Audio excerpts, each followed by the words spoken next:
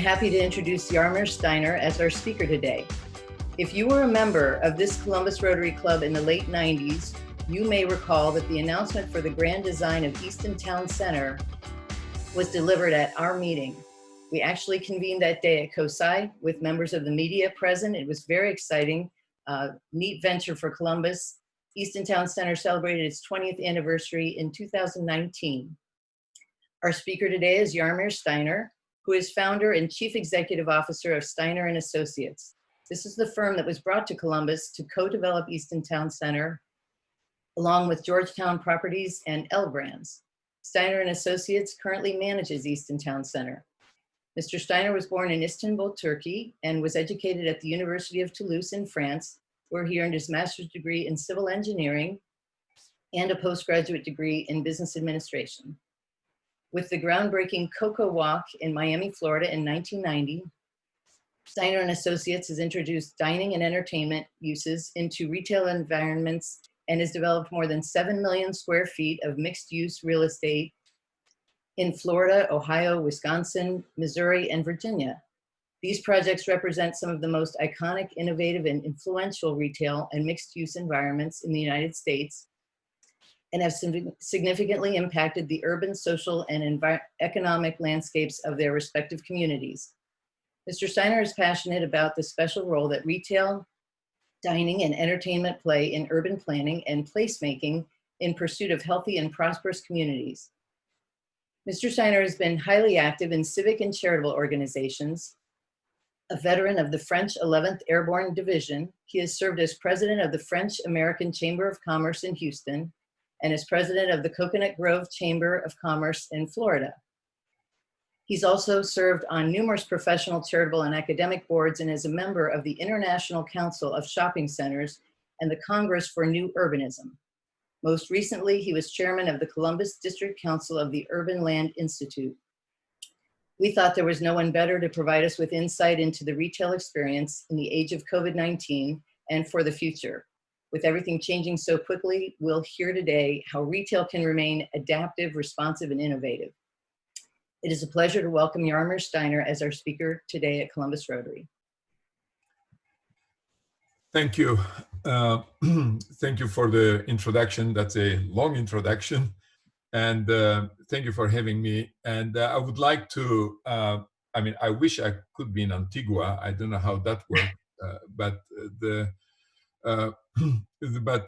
one thing I would like to warn you about, I'm doing this from home, like many of us, and the COVID protocols will apply in the sense that I have a dog under the table, another one in the living room, and they particularly like barking at the Federal Express and Amazon deliveries. So if those things happen, I'm not going to make any excuses. If I was younger, I would have also talked about my children who will come and ask me to go to the potty or other things, but I don't have any children at this point. It's only the dogs. So I'm mentioning this because with all the video conferences we make now, we get to know all the dogs and children of all our team members. And those interruptions obviously happen time to time. So if that happens, I will try to mute my microphone as quick as I can, try to lock them out of my office. The best we can. So far, so good. So thank you for the introduction. So I really appreciate also for Jen Peterson to, helping me with this and organizing this, and also giving you some ideas about the kind of things, we can talk about. And so I hesitated between, if you want, tactical issues about, what does a center like Easton do, has to do, when COVID arrives, and then, or more strategic discussions about what is the long-term transformation of retail and what kind of impact COVID had on it. So I'm going to try to do both, but in a very quick basis. Okay, but here's what I'm going to try to do. Given the range you are giving me, I will try to do both. First, I would like to give you a few things about, what happened at Easton. When COVID was announced early March and the closures were requested, this is like shutting a city. Easton is not the typical shopping mall where I can simply close the doors and then there's not much else to do.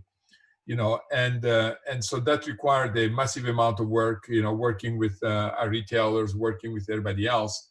And so what we have, learned from this experience is that, number one, the leases on which we base our industry and our business are worthless. There are maybe some attorneys around the table, but in shopping centers like ours, and there are thousands of them around the country, with tens to hundreds of leases each. So we are talking about 100,000 plus transactions.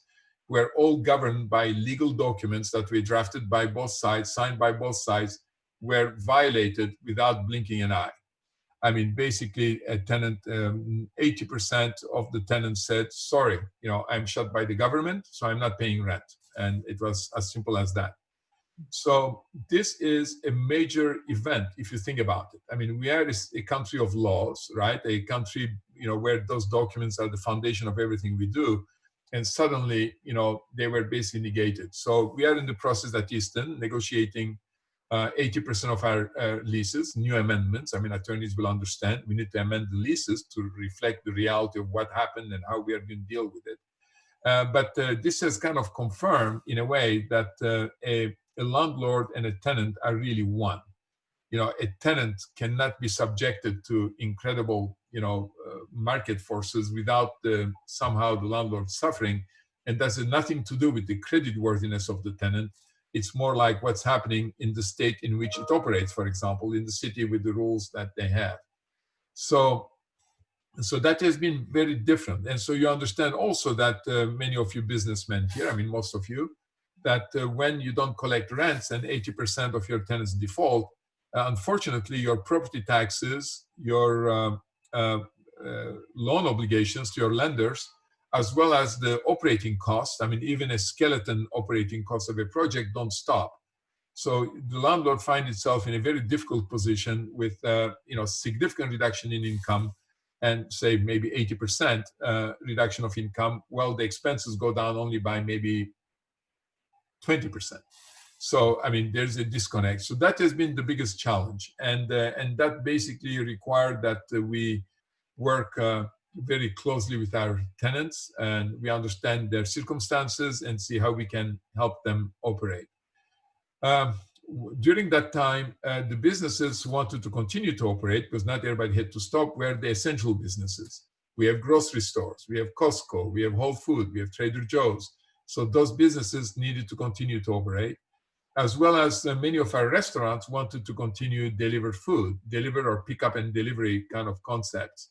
So we still had to operate partially the project to accommodate those people. So we could not really shut the business.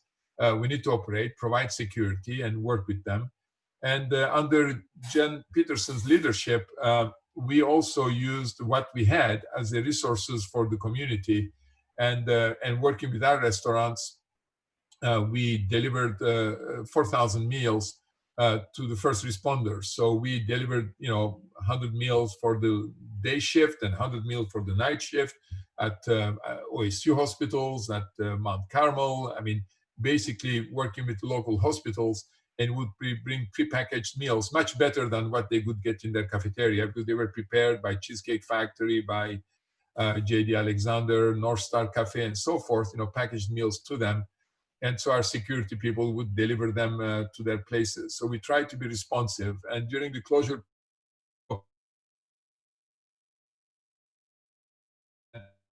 in their cars, and so people all cocooned in their homes were able to come out in their cars and see Easter Bunny with their children and things like that, to try to put some joy to them. So we tried to basically, work with them. And as we then the reopening came, and then it was in May. And by the way, the May 12th reopening allowed by the governor was very early for us. Our initial plans expecting opening earliest July 1st, and the latest target date was September 1. So when we could open in May and June, we were very surprised, but obviously we cannot stop from opening because our retailers want to operate. So we opened, and there was the whole situation. The big challenges we had is, again, coordinating. I mean, it's like they're the mayor of a small town.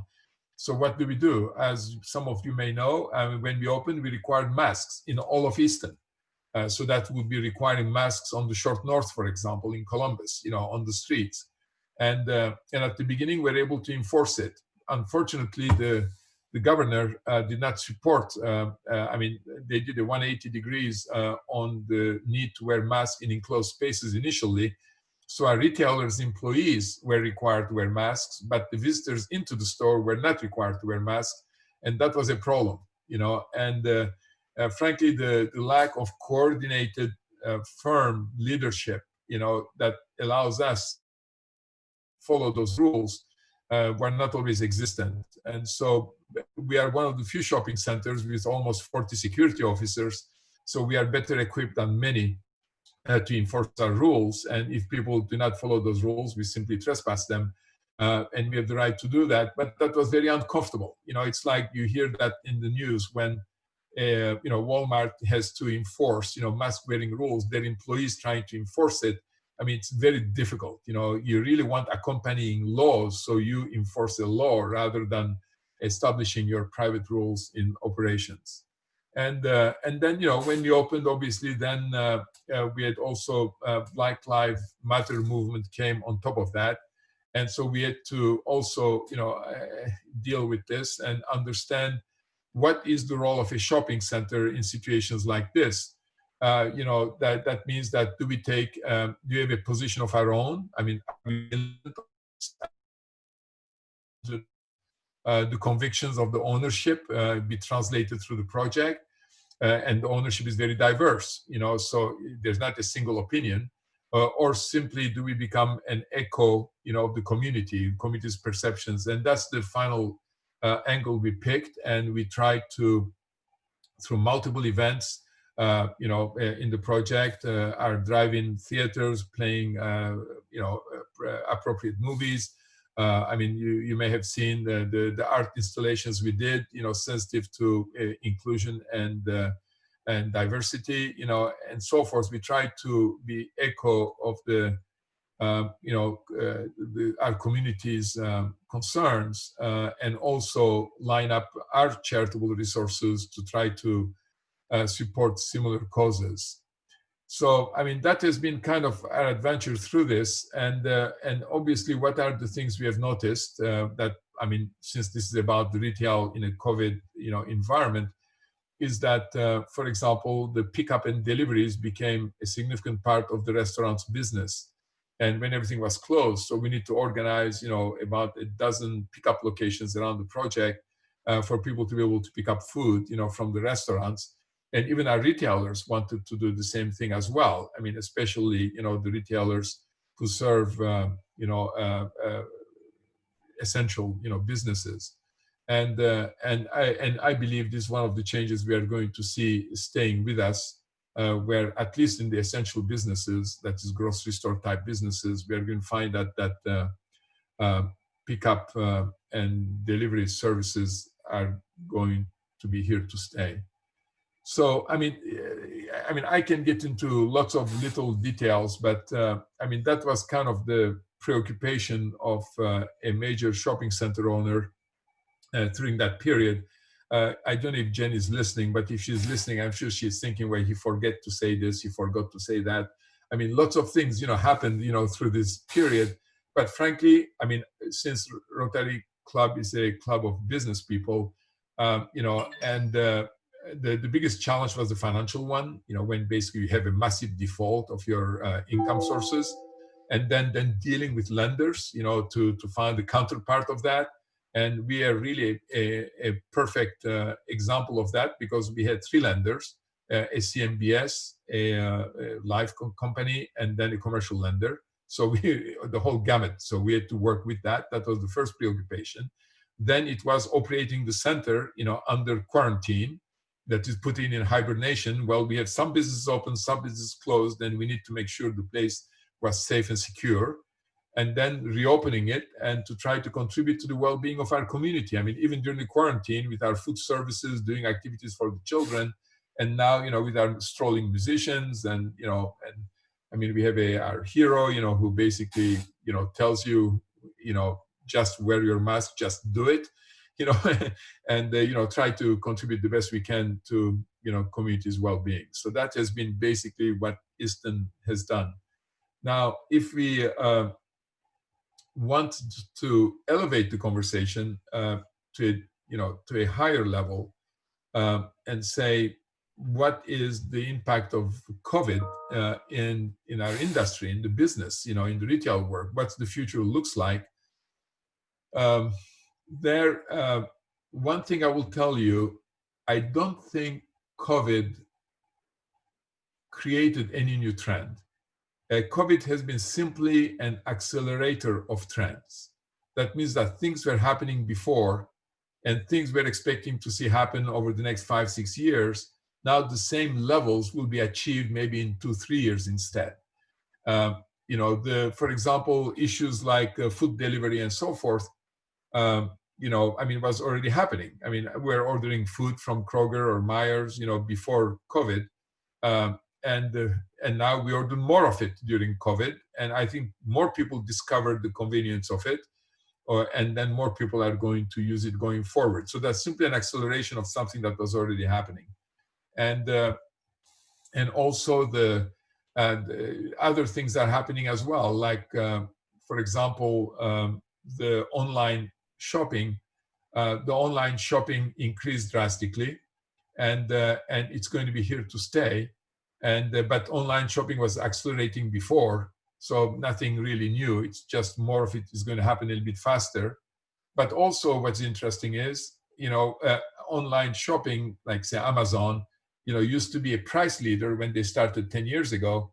Today, Amazon is not a price leader anymore, is losing more and more that the best place to buy things notion. It becomes a convenience. With this crisis, that was proven even further, because not only they were able to absorb the distribution cost, but they even delivered their record profit, because, they did not care about the prices. People were basically want the convenience despite the price. Another thing also we are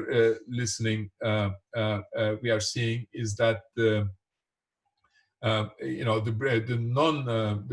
DNBs, digital native brands, or DTCs, we call them, direct to consumer brands. These are the pure players in the space. Now they're realizing they need more brick and mortar, because they saw the limits of the ability to develop a business without having a physical presence. That was already becoming clearer to them as we're moving, but it became glaringly obvious now that they are going to be able to operate without some kind of a brick and mortar presence.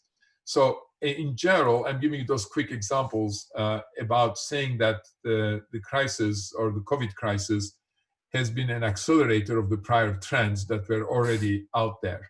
So let me then try to give you maybe a big picture about what are the big trends that this COVID crisis accelerated. Retail is changing. Retail business is changing. Consequently, the shopping center business that is dealing with retailer is changing as well. Retail is changing. That is maybe okay. We buy certain things online, certain things at home, but how does that then impact the shopping center business? Because more you buy online, less you buy in the shopping center. So what does it mean for the shopping centers going forward? And my expertise obviously is more in the shopping center than actually in the retail itself, in the retail activity itself.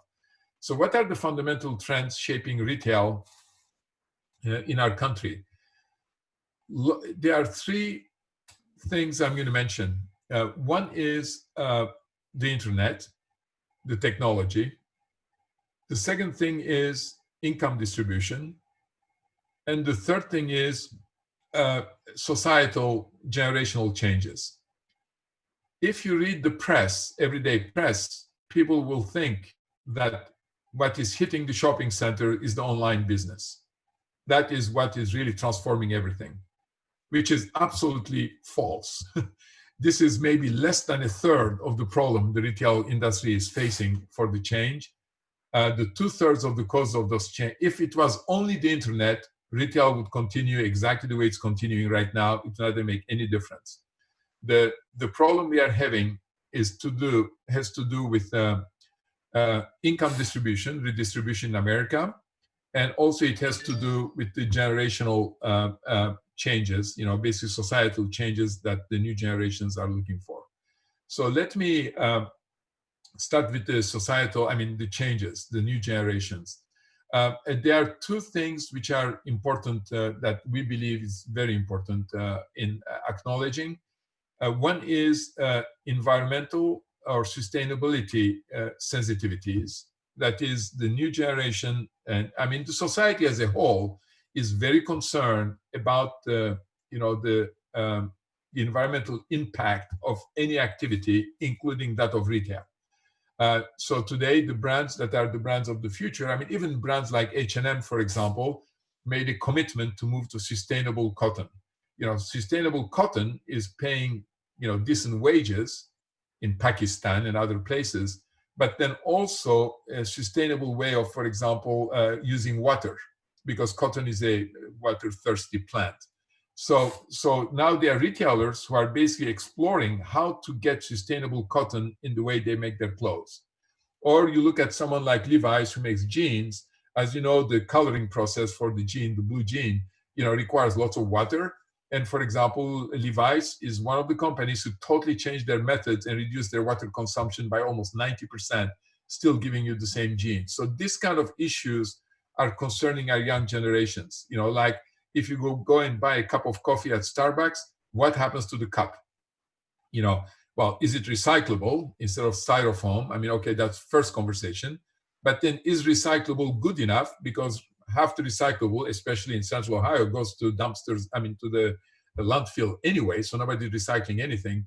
So, shouldn't be going to the old milk bottles, you put the empty ones in front of the house, the milkman takes the empty ones, gives you full ones, or like in Germany, where you recycle all the glass containers and things like that, you pay for them when you buy the goods and you get paid back when you return them. This is the kind of issues that preoccupy our generation. If you went to Chipotle, for example, they would tell you that, all their beans are sustainably produced, but the porks are only halfway there, but they are trying to make an effort in that direction. Those kind of concerns are underlying right now the next generations, and a shopping center cannot not take into account those kind of issues, or retailers. So retailers are doing their part, hopefully, and we are doing our part, and that's changing totally in the way you have to do business. To give examples for Easton, for example, we are in a process right now that within the next 3 years, our energy consumption, which is about 50,000 megawatt hours, will be fully renewable. So we'll use only renewable energies. And we are going to have, solar panels on the roof of our garages and so forth. Because, you are going to tell me, why do this? It will cost you a penny more per kilowatt, but it's a statement you have to make. The customer has to come and say, I like to shop there because when I see the Christmas ornaments or Christmas lights, it's coming from the sun or from wind energy. If you come to Easton today, you look at our plants. We do all this summer presentation of our landscaping. All our plants are pollinator or bee friendly. We have no plants who are not pollinator or bee friendly at Easton. And the field, you will see it coming in the next few weeks next to Hilton. You'll see growing. We are raising 5 acres of sunflowers because, again, pollinators love them, and we'll harvest them and then collect the grains and we'll give them to people, give them to the birds. So this is kind of like, how do you respond to environmental sensitivity issues? So that's one important trend. The second important trend for the young generations is the fact that they do not care about owning. The sharing economy, right? That means that the younger generations have disconnected the use of an object from the need of owning it. For them, what is needed is mobility. Well, 20, 30 years ago, it was a driver's license and a used Mustang, that I own, that I paid through my summer work. For the young generation, is some money and then it's Uber.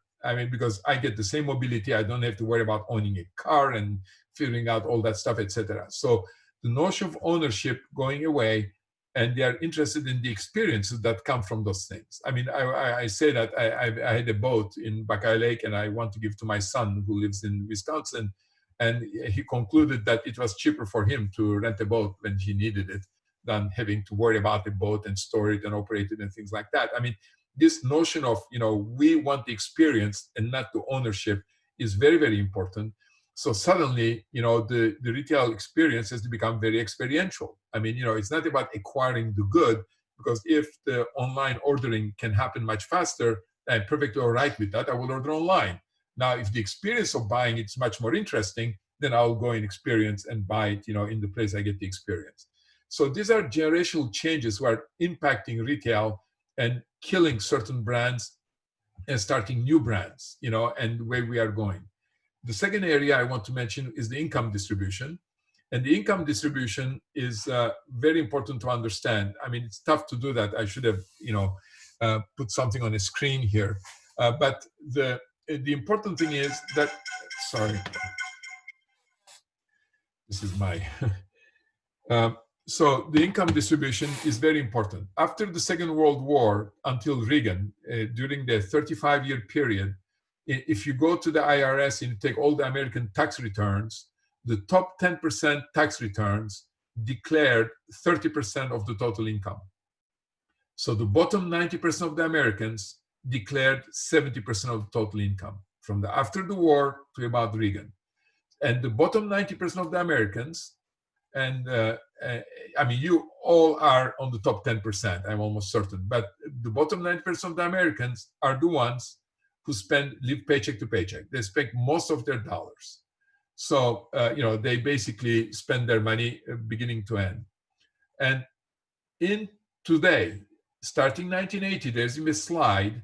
Today, the bottom 90% of the Americans who used to claim 70% of the total national income on the tax returns claim only 50%. And the top 10% of the Americans claim the other 50%. So the people who spend all their money, who are the customers of our malls, of our retailers and things like that, today have only 50% of the total income to spend versus 70%. That's a 30% reduction in relative term from 70 to 50. So what happened during the time? You can recognize it. Starting 1980 to today, what did we invent? We invented Costco and Sam's Club. We invented the power centers. Gap invented Old Navy. We invented outlet centers because we need to deliver goods to Americans. Now they need still the same 3 pair of jeans for less money than buying at Gap. So Gap did Old Navy. Then Old Navy was too expensive. You bought them at the outlet center. Then you bought them at Costco. So basically that was happening. So this, the disappearing middle class is the biggest explanation of what's happening even in our Columbus. Look at it. We had a city of 1.3, 1.4 million people 30 years ago, and we had 3 malls. Here we are, 30 years later, we still have 3 malls, and one of them, Tuttle Crossing, is about to die. So what is it? And Columbus went from 1.2 million to 2.2 million during the same time, because there's a hollowing of the income levels in the middle of the country, and basically people are moving to the 2 extremes. Our Louis Vuitton does extremely well. Even after post-opening, we are doing 30% higher sales than last year. And then our Costco is doing extremely well as well. Thank you. So that's basically where things are happening. And then the middle categories are dying. This is the primary explanation of the big upheaval we are seeing in the world of retail. And then the last point was the technology. And then I'll say a few words about it. I mean, the most recent numbers will be different, but say a year ago, about 13-14% of non-GAFO sales were happening on the internet. But of that, in that 13% statistics, there were mail order catalog sales and things like that. When you buy things from a pharmacy, if you took out the pure retail players, the Amazons and others, that represented about 4% of the total sales. That 4%, it was mail order catalogs, 3-4%. Existing brick and mortar retailers, another 4%, and then pure players, 4%. So that 4% going to pure players is not what disrupted the industry. We could have absorbed that very easily. So that's why that is not the fundamental problem. Today, again, today the brick and mortar retailers do more of the online sales than the pure players right now. So, I mean, I want to give you kind of that big picture. So what are the consequences of that? I'm not going to have enough time, so I'll give you just one category only. The impact of technology and changes, I mean, are happening. For example, let's take the grocery business. I mean, I'm going to take that one in particular, how that is going to change. I mean, I can make a whole speech on this, but if you want, our shopping experiences are need versus want. Some of our shopping is for needs. That's the first dollars of any budget. And then the other half is for want. These are discretionary income purchases. The grocery store buying the eggs is a need-based purchase. Going to Louis Vuitton buying a bag is a want-based purchase. In the groceries category, the technology is going to be a huge impact because even in the grocery, there's need and want, right? When you go into Kroger, turn to the right, the vegetables, the meats, the fish, and all that stuff is want. And everything which is in the shelves, in boxes, that's need. So they try to drive you through the want before going to the need. But what's going to happen is going forward, all this need portion of our purchases will be more and more delivered to home. I mean, you're not going to the grocery store to buy toilet paper.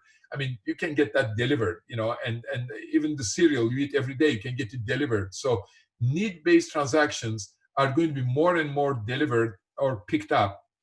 And then it poses the fundamental problem. If you pick that, so I stay home and there's a picker in the store who picks things for me and brings them home, a picker can pick 30 to 40 items an hour. So even if you pay them $20 an hour, my time is worth way more than $20 an hour. So I'd rather pay him the $20 and get him to pick it up than me spending an hour in the grocery store. For the need-based shopping, not the want. Want, I want to pick my own steaks, but that's different. So what happens is but many customers don't want to pay extra for the picker. I mean, they want to get their groceries now, but pay the same price as it is in the store. Well, solution, a robot, because a robot in a distribution warehouse can pick 300 to 400 items an hour versus the men who pick 30 to 40 items an hour. So one robot can pick 10 times more than people. So in the future, what we are going to have, I'm really going to conclude with this and then ask me questions. When you go to the grocery store, you are going to go to a screen, and on the screen, you will pick your order of the need-based stuff, your cereal, your toilet paper, etc.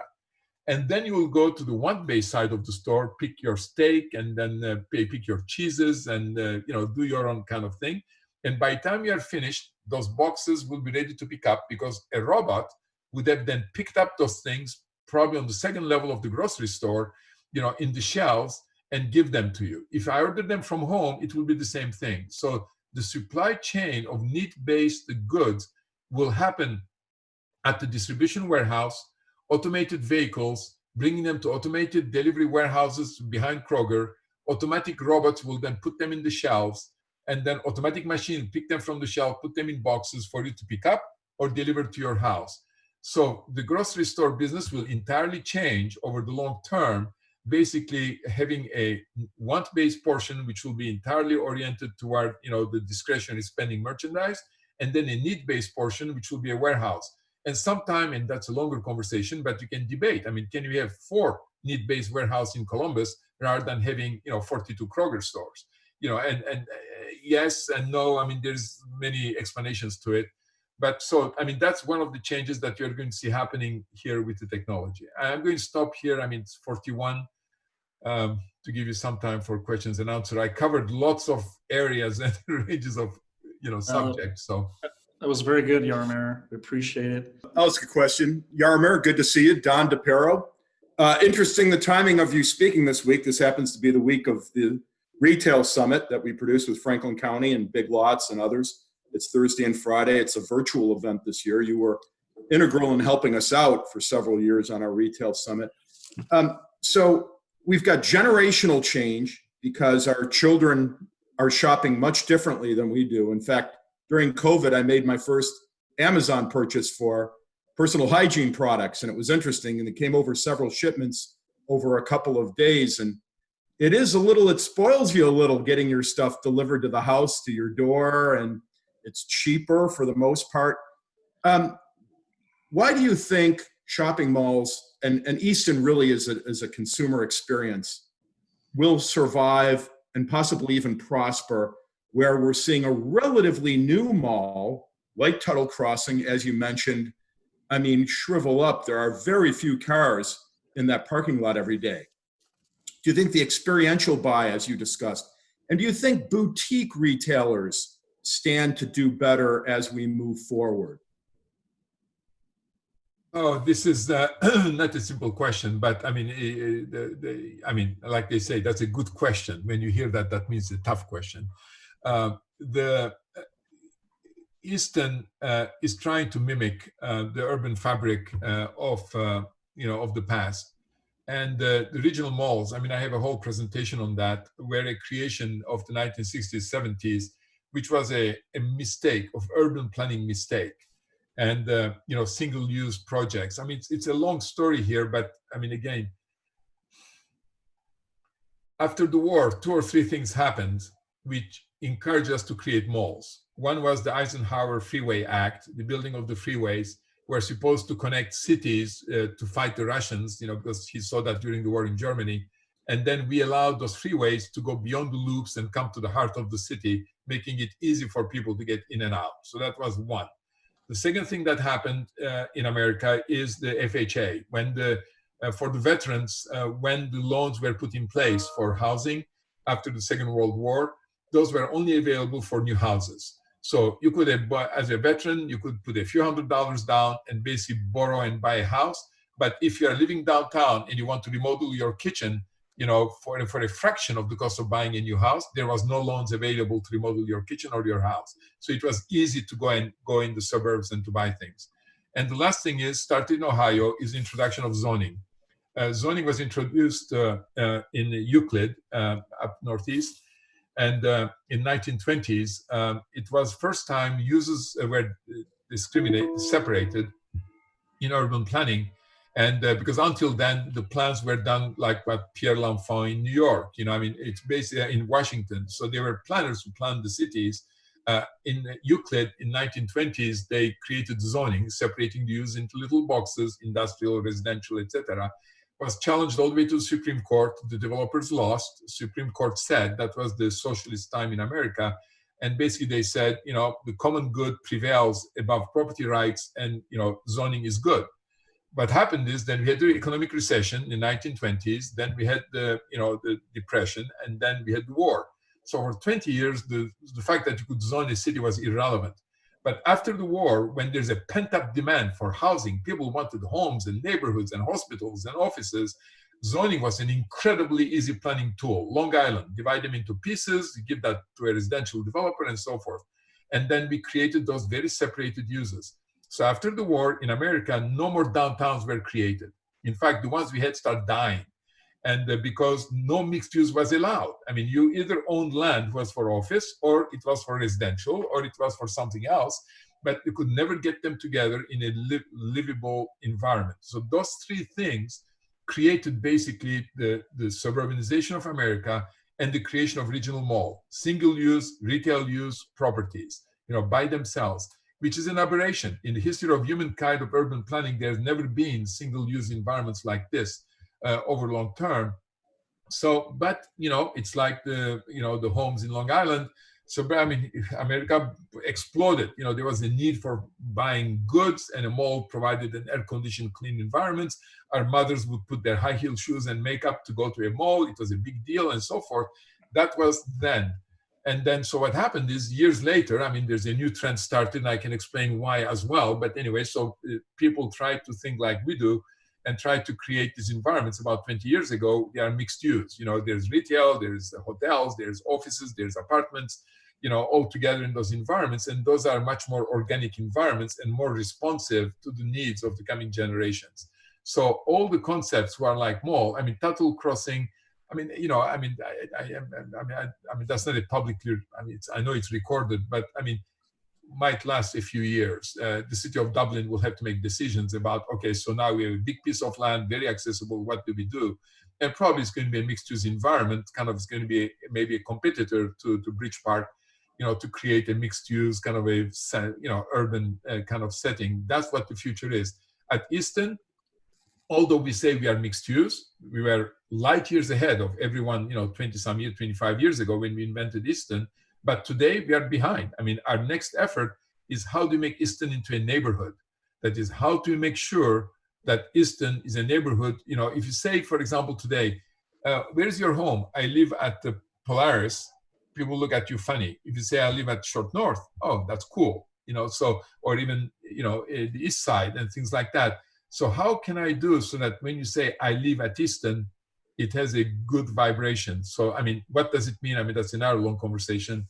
So that's the direction we are going in. And the reason why places like Easton are going to survive and do well is because they are turned toward these future mixed-use urban environments with quality of life where, hopefully you can live with lesser carbon footprint. Again, long explanation for a simple question, but. Okay. Yaromir? Yes. Hi, this is CK. Very interesting presentation. Thank you. You talked about the generation using transportation as a service.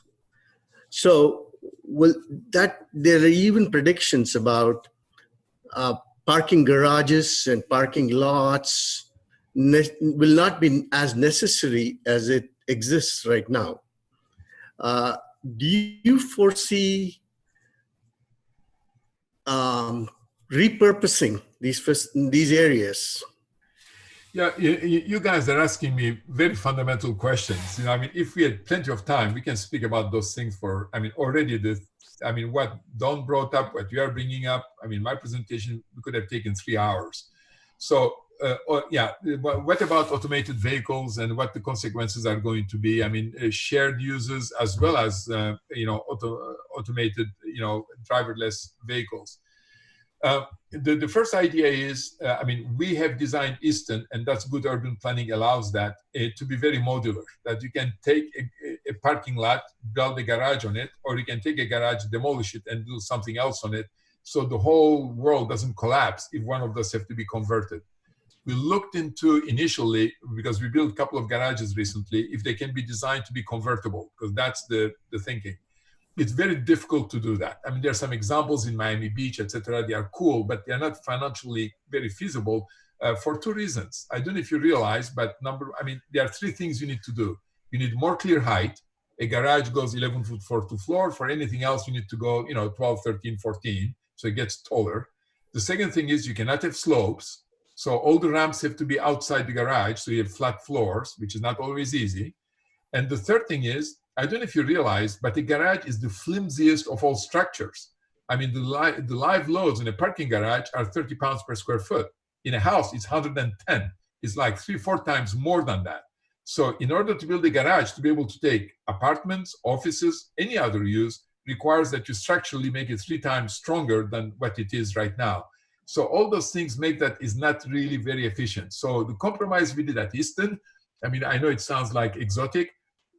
We have a very complicated formula by which we determine the use of a parking garage, because our garages, like breathe. They fill, they empty, they fill again, they empty again. And we don't use the traditional zoning rules to make those decisions. We have our own very complicated formulas to do that.